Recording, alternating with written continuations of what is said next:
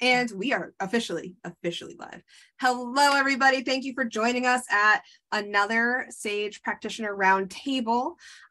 We may be joined by Brenda. She may pop in at some point in time. I also sent her a message when I sent you a message because I was like, oh, hopefully they'll be here.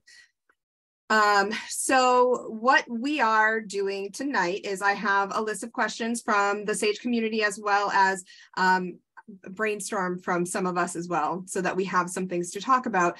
But I'm gonna have everybody do brief introductions. So I'm gonna have you go first, Michelle. Hi, everyone. I'm Michelle Millen. I'm a Sage practitioner, and I'm so happy to be here tonight and part of this roundtable discussion with two of my good friends, Stacy and Carissa both. Awesome. Thank you for joining us, Michelle. Carissa. Hello, Sage practitioner, specialize in connection sessions. I also intuitive psychotherapist. Excited to be here.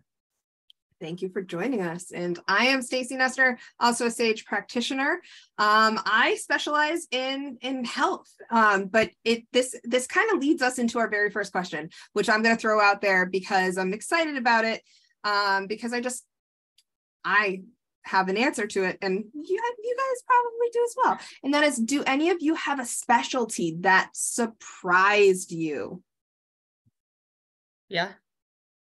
It's like expand. Yes. Okay. I'm talking about in work, right? In your intuitive work, yeah. Yeah. Well, one, I didn't know I was helping people connect to their intuition through my psychotherapy work. And two, in the Sage Practitioner program, it came out organically where I'm just a guide in holding space for you to communicate with their loved ones directly instead of a traditional medium. That was a shock. Yeah. I didn't even know I was going to be able to do even medium. I didn't think I was a quote unquote medium when I was like, oh yeah, that's not going to happen. I love that. What about you, Michelle? I think anything and everything is still surprising me. Like when something new comes in, I'm like, oh, that's really cool. I know in the practitioner program, as I was finishing up, I did have a session in which I was able to trigger an emotion through just the conversation, which then released a block. And so I've kind of been leaning and trying to work with that more. I love that. I love that you work with emotions. I think it's so powerful. So my answer to this question is yes as well. And it's actually fairly recent that I stepped into it. And it's this aspect of life coaching where I am able to intuitively connect with clients and help kind of propel them forward with EFT, or emotional freedom technique, which is a technique that I learned, which is super powerful. And it was a huge surprise. So, and it was after, leaning in the health direction, but focusing on EFT for me has been like life altering. It's a beautiful thing. So, yay. I love, and it's beautiful. And the reason that I think it's such a great question is it demonstrates that where we start is not necessarily where we stay or where we're going. That's great. Yep. Yeah. Okay. And this question, somebody actually asked me earlier in the week, and I thought it would be a great conversation topic for us. Do you see spirits when you are out in the community? It's like this. Like lately, I'm seeing a bunch, and I have to be clear. Not if I'm at the grocery store and I'm looking and I see an outline. That's only happened a few times when I actually see them outside. But things going past my eyes, inside, stuff like that, especially a lot lately. What about you, Michelle? I find like when I'm out in public, I see the sparkles a little bit in the distance. I can see the movement of shadows and boxes around me, but yeah, not all the time. It's usually when I'm out in public, like before I walk in somewhere, I'll see something, and occasionally I'll be sitting down and I'll see something at the table or, wherever I am. So it does happen. And I try not to react in a way that's going to like freak the person I'm with out, or some people aren't ready for it. So it's fair.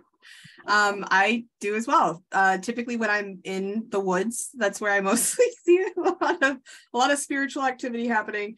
I will say, living in New Hampshire, New England is a really historical area. So there's a lot of stuff that happened around where I live. So it's not necessarily a surprise that I see stuff regularly.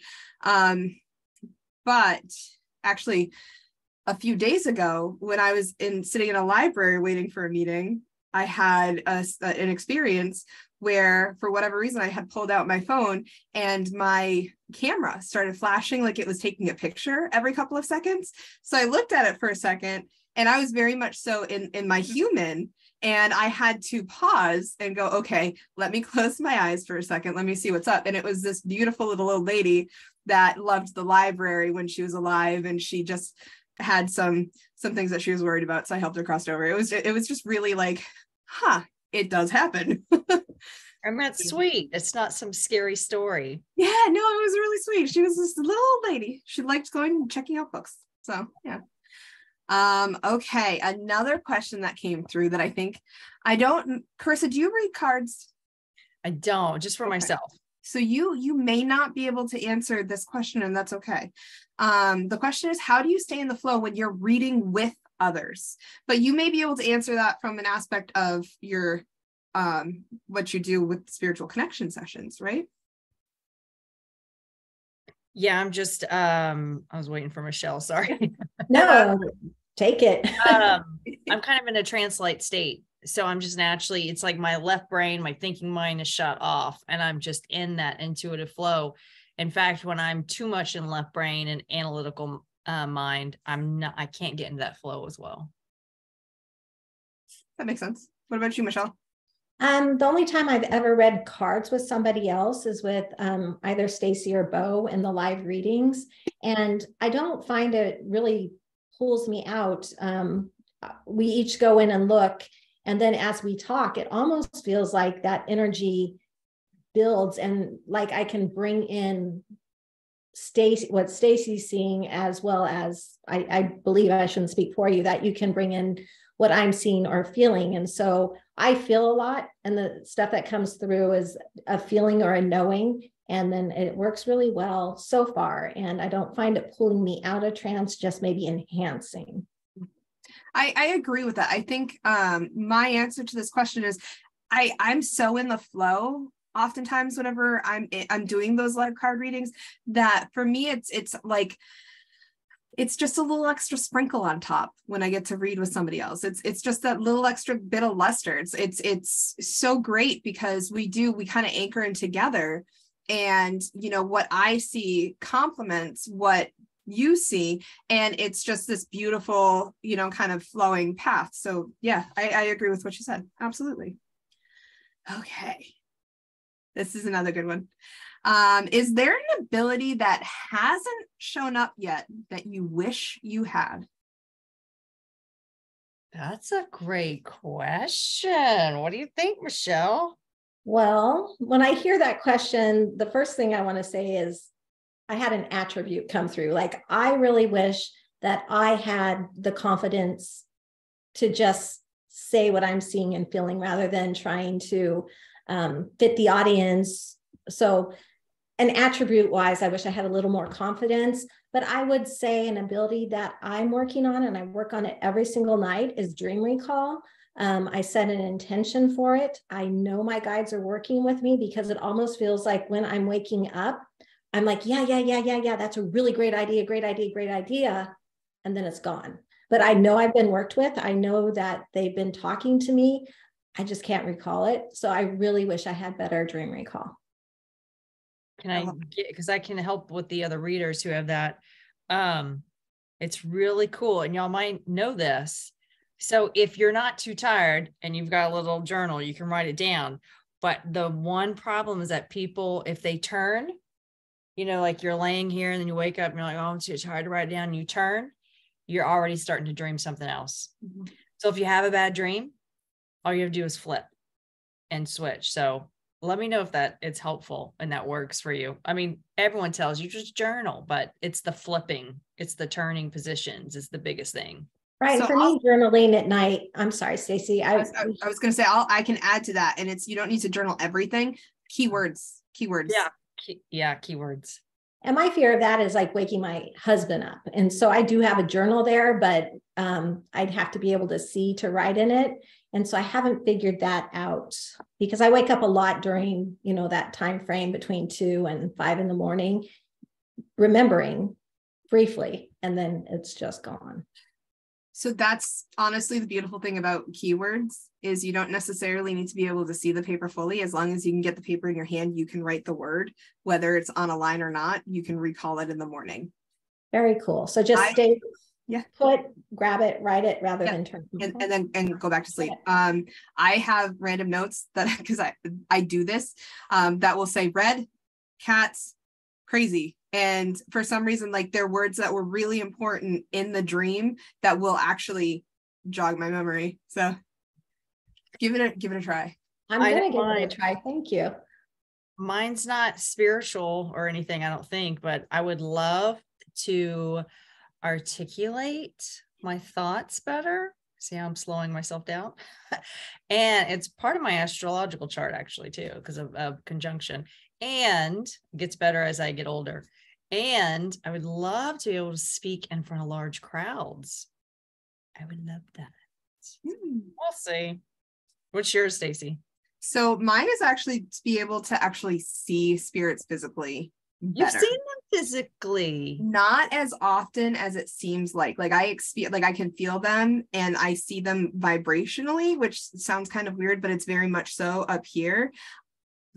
I say this and it's like, I can imagine sitting at my desk and looking over because there's a chair over here and having somebody sitting there and me going, because I just don't expect it. But I would love to be able to actually physically see things. But it's one of those things, like it would be really cool, but I don't worry about it because, if it happens, it's not a stressor. It'd be easier.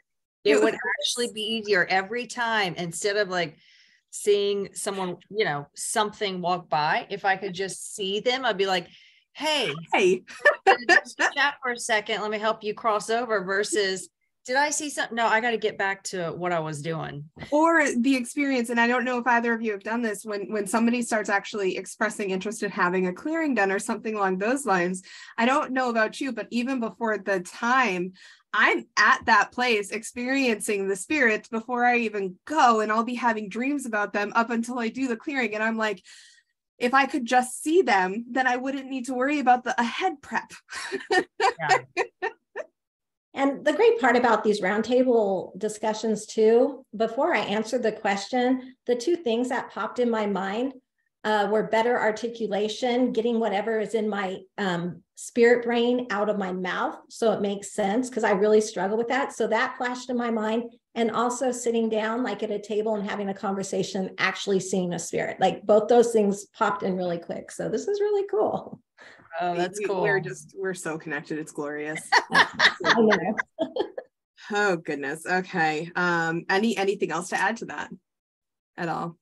I want to be able to see through walls and be invisible. Is that spiritual? Does that count? But you want to be able to read minds, to know what everybody is thinking. No, don't say that out loud. You don't want that. Don't. No, I think that would be I thought you said you do want it. Okay. I feel like if I walked into a room and I instantly knew what everyone was thinking, I would probably turn around and walk back out.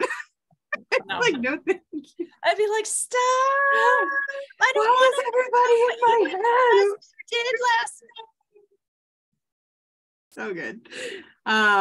Okay, the next question, and I also love this one. I love all of the questions tonight, but this one is, if you have a spirit animal, what is it? Oh, mine is a tiger. It is.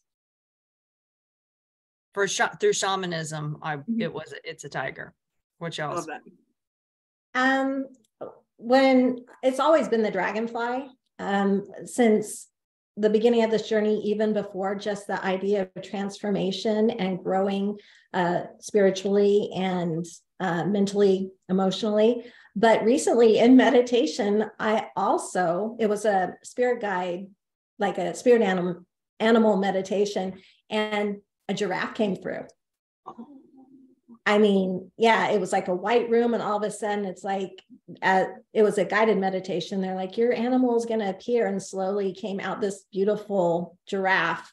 And it's very cool because the giraffe, one of the things it does symbolize is being able to see things from other people's vantage point, which I've always thought is a blessing and curse, but I do that. I can see it from all viewpoints if someone takes the time to explain it to me. So it made sense. I love that for you. I think that's pretty cool. And I also really love tiger for you, Carissa, because that feels right for Carissa, doesn't it? It does. Like you said it, I was like, obviously.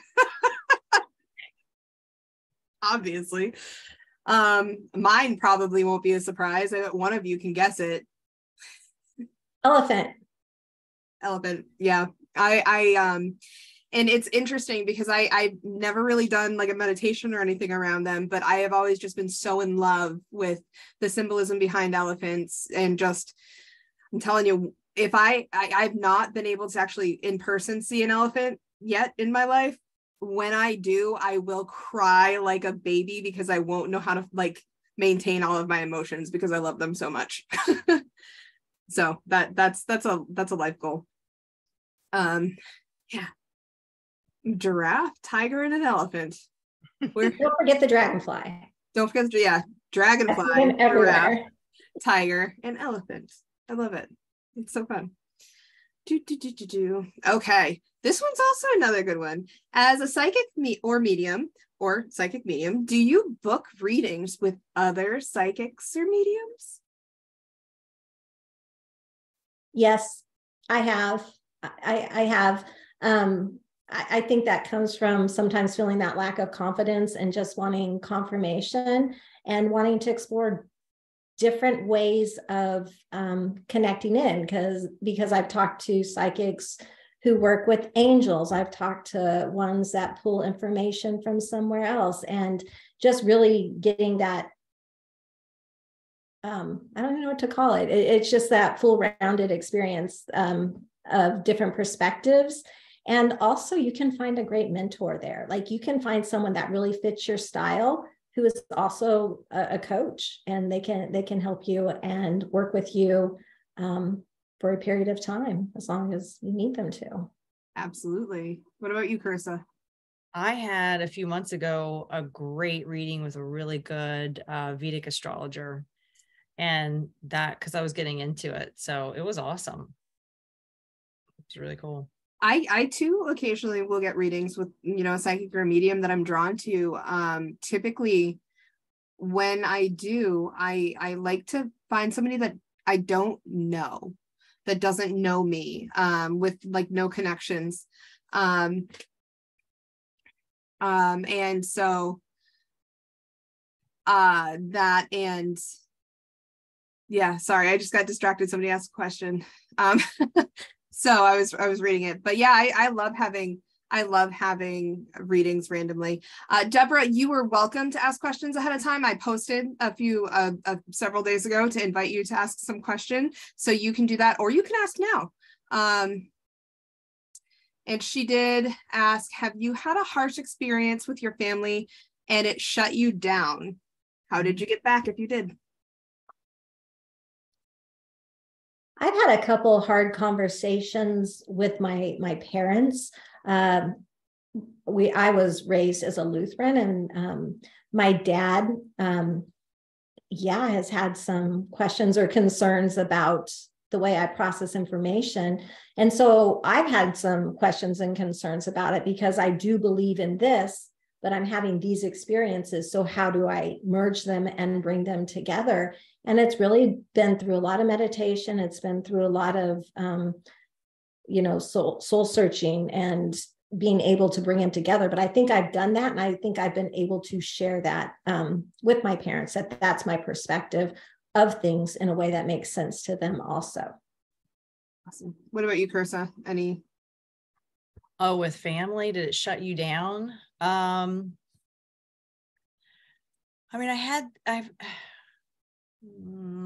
I didn't really get into my intuition development until late 30s. I've always had things happen in my teens and early 20s, and it kind of went really quiet. And I went atheist for a little while too. So I really can't comment on that. So I will share that, you know, my mom, like I was also raised predominantly Catholic, but my mom was the person that gifted me my first tarot deck. And with that said, I lean towards, they didn't think it was serious. They thought it was kind of play. So when I initially started doing it, it wasn't a big deal because it wasn't real. And then whenever I started actually going through and utilizing my intuitive skills and, you know, moving in that direction, I think that there was a little bit of a challenge, but they never really shut me down. They more just, like, my dad doesn't understand, but he tries to, and it's beautiful. Exactly. Yeah. And so it was, I would say, more lack of support, if nothing else. But even with that, my mom would always let me do readings for her just so that I could get the practice at the same time. So kind of a mixed bag, I guess. And then Deborah, spirituality on angels and healing energy. Deborah, is there a question there? If you have a question, feel free to type it. And I'll keep an eye on the chat so that I can answer whatever question you have around that.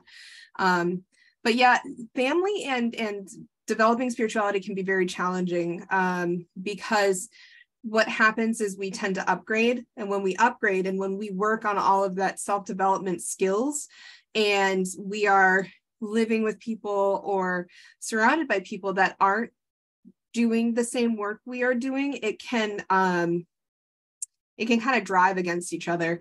I experienced something like that whenever I started going through even my hypnotism class, yoga teacher training, because they're all very spiritually based. So when you're expanding in the spiritual realm or the spiritual area, it can jive against the people that you're with if they're not doing the same kind of work. Does that make sense?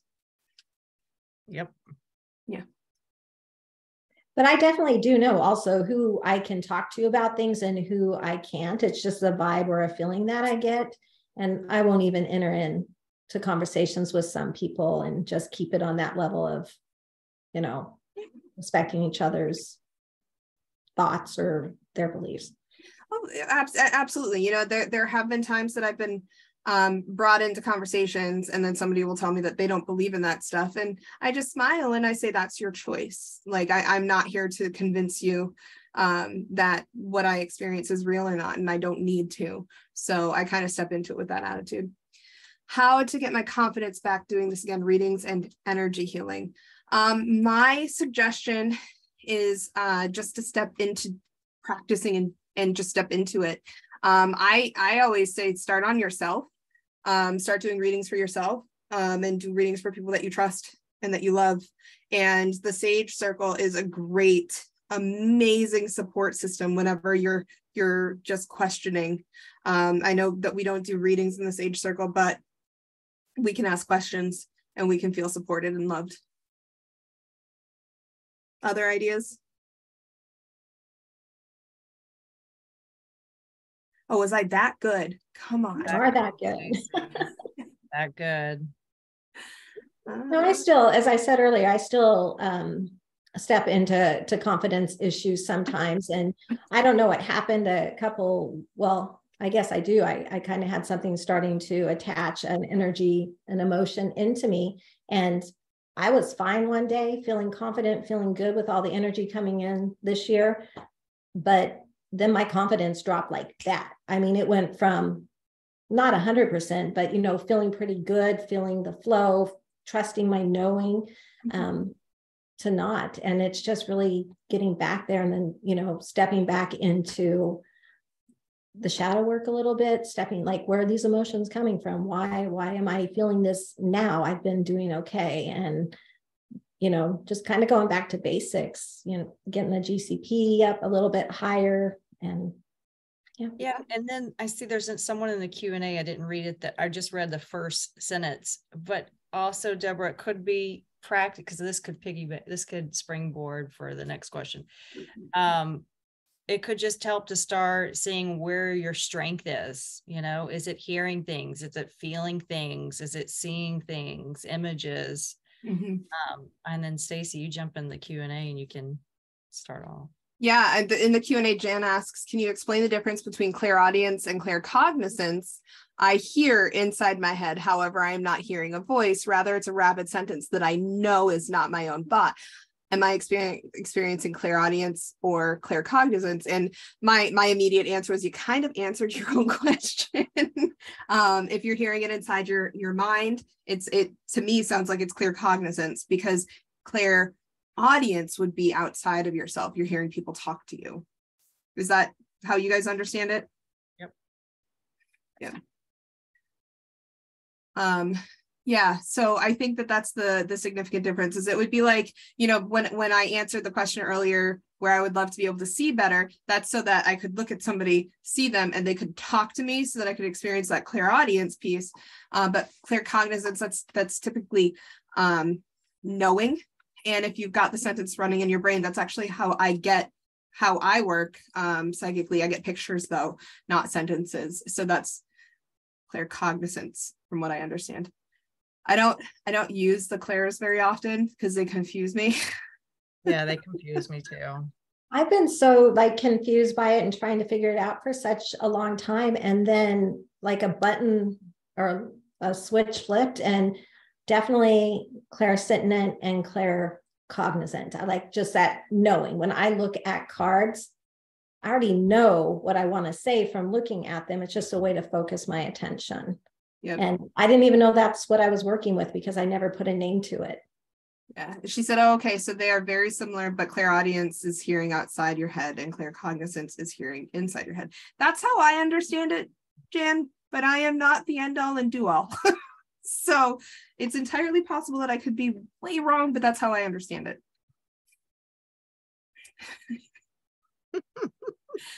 But very similar to you, Michelle, whenever I read cards, I kind of step into them. It's a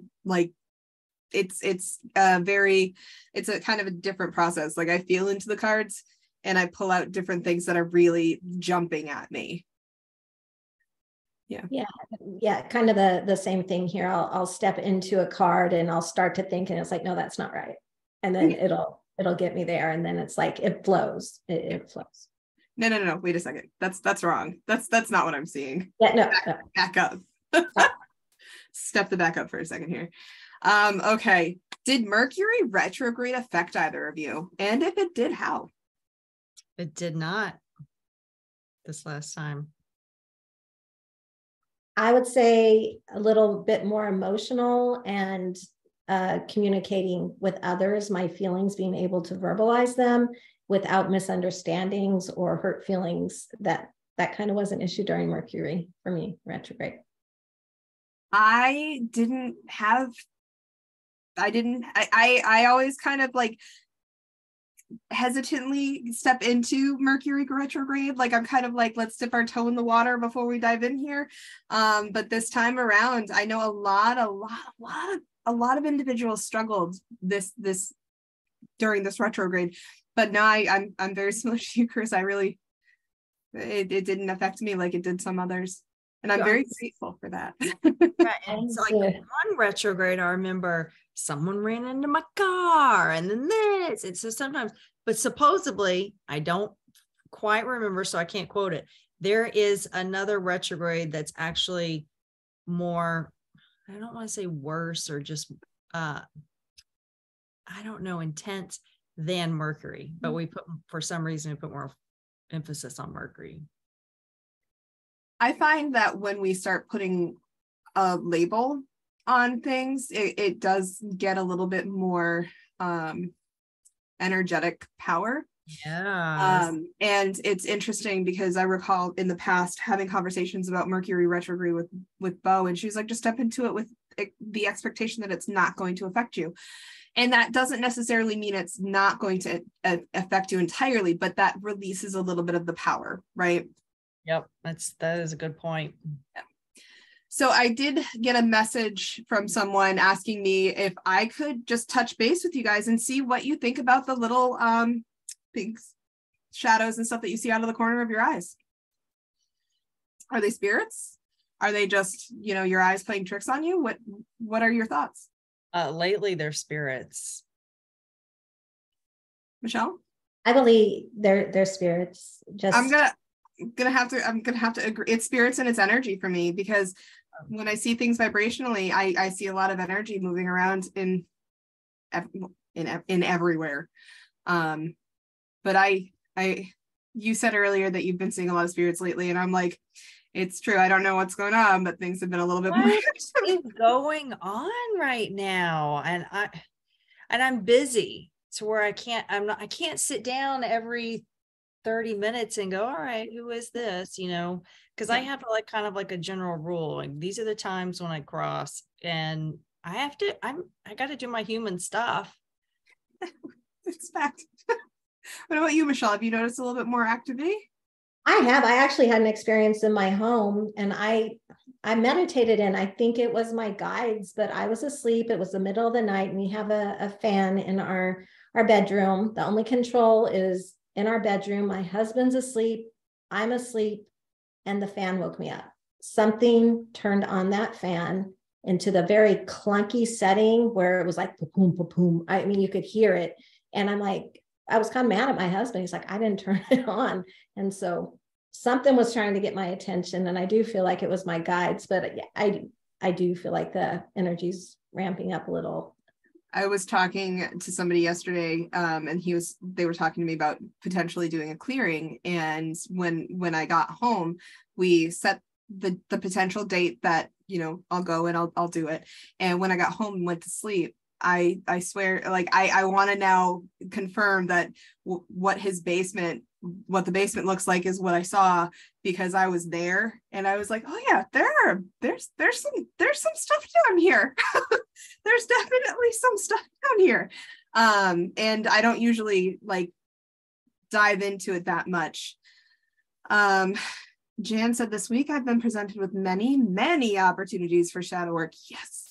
I feel a strong energy, but for me, it seems to be directing me to work on myself. That does happen. That does happen. It's not always the greatest feeling in the world, but that's, yes. I mean, we're going to be doing our inner child work for the rest of our lives. I tell my clients, I'm in my mid 40s when I'm in my 60s, where I think I'm working through stuff. In my 60s, I come back to a point where it's like, wow, I'm triggered, and I didn't know I needed some extra attention at that age. And it's going to happen for the rest of our lives. It's one of the things that I always say is, the day that I tell you that I have all the answers is the day that I really should go back to school. Yeah. Because I don't ever want to be the end all, know all, do all. And that's why I love having these conversations with other people, is because I learned from you, and it's beautiful because I don't want to know everything. So to me, that means you're dead. Yeah. You know everything. You probably, for those people I have done all my work. I'm like, well, I've done a lot of work too, but it's going to be it's lifelong, until I'm on my deathbed and I'm still working when I'm on my deathbed, because I'm processing everything. It's never ending. Always. And then you get to a point where you're like, okay, I'm good. Hi, butt. Okay, I'm good. And then all of a sudden something will shift and you're like, wait a second. Oh, nope. That just rocked the boat. Mm-hmm. Like a cat jumping up on the back of your chair while you're sitting in it. It's great. Perfect timing, Kitty. What about you, Michelle? Thoughts on that? I think you guys answered it perfectly. Do you want a cat? I'm allergic, or oh goodness. It's demonstrating why she's named Butt. Butt is her name. Butt. Her name is Butt, and this is why. Because she puts her butt up all the time. Yes. Oh, goodness. Okay, what energy has 2023 brought you guys so far? I'm really excited about the energy of 2023 because I feel like just this huge light of creativity and inspiration has come up from behind me, and it's not going to one place. It's like branching out. I've got like 5 different things going on, and like, where do I concentrate my energy, my creativity? But I want to do it all. Like it's very uplifting. It's very exciting. It's very inspired. And I wrote a children's book a couple of years ago.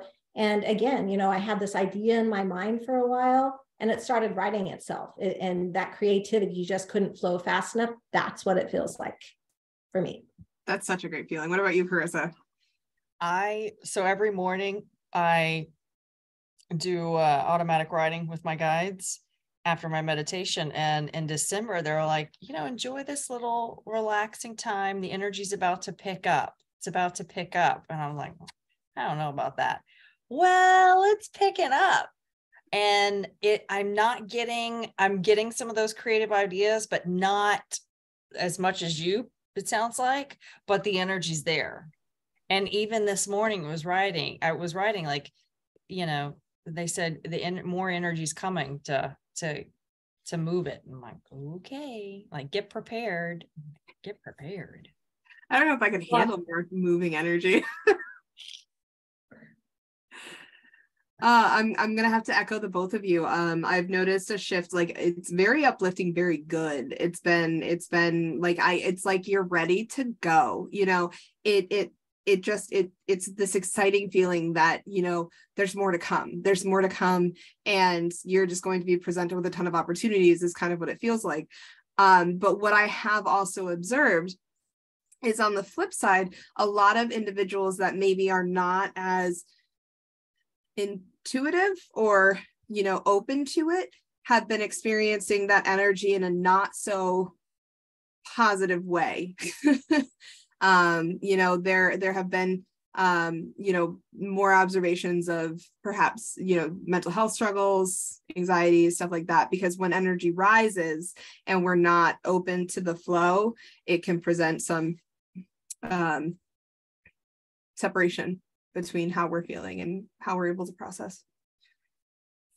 Yeah, I got sick 3 times last year. And this year it's like, I just had this intuitive knowing, like it's different. My husband and daughter, who did not get COVID last year, got the flu. I'm in the house helping them, did not get it. Yeah, it's totally different. Totally different this year. I'm like, I like this. Yes. And even when I start to like doubt myself or something, or find a little bit of a ego coming in and starting to chirp, the energy just like amps up or something. It drowns it out. And so while that's there, I don't even hear it right now. I honestly, it's just go. I love that. Say yes to the universe. That's what somebody told me recently. Say yes to the universe, and everything always works out for me. And then I have a sign next to my desk, that's the word, that says, I do not go with the flow, I create the flow. That is awesome. I like that a lot. Yeah, bring in that energy and, let it flow for you, not, pushing you. Yeah, I love that. Okay, those are all of the questions that I have for today. I don't see anything else in the chats. But I'm not going to just close this out that quickly. So I'm going to invite you guys to give us any final thoughts or ideas or things that you feel like you want to share. Carissa, words of advice. Words of advice. Oh man, I'm putting you right on the spot. Words of advice this week is, don't take step by step, take breath by breath. I want y'all to focus on that this week. I love that. That's you just pulled that out of thin air, and that was amazing. Wow. All right. Don't expect it every time. Michelle, your turn. You got one? Oh, that's a hard act to follow. I know. To be creative and like witty. And she's the one that can't articulate herself. My guides gave me that one. So that's really good. That wasn't my brain. I would say just continue to stay open to possibilities, and they may not in the moment look like something that you're open to, but give it some time, because you're going to find surprises right now all around you. So stay open to possibilities and say yes to the universe, because you're ready. I'll follow that up with, if you're afraid, step into doing it with fear. Step into your fear, because sometimes when we're afraid, it's an opportunity that we can't miss. There are exceptions to that rules. I'm not inviting you to do anything kind of silly, but walk through and hold on to your fear lightly, because sometimes it prevents us from doing some beautiful things. So with that, I would like to say thank you, Carissa. Thank you, Michelle, for joining me this evening. Thank you, Stacey, for hosting. Yeah, you brought in a lot of energy, Stacey. Love it. Oh, Danger. We got some comments from the Facebook. So Danger said, Danger Tyrone said, hello, fellow Stagians. Great conversations tonight. And Nicole said, thank you. All right. With that, we're sending you all so much love, and we hope you guys have a fantastic rest of your night. We love you all. Mwah. Bye. Bye. Bye.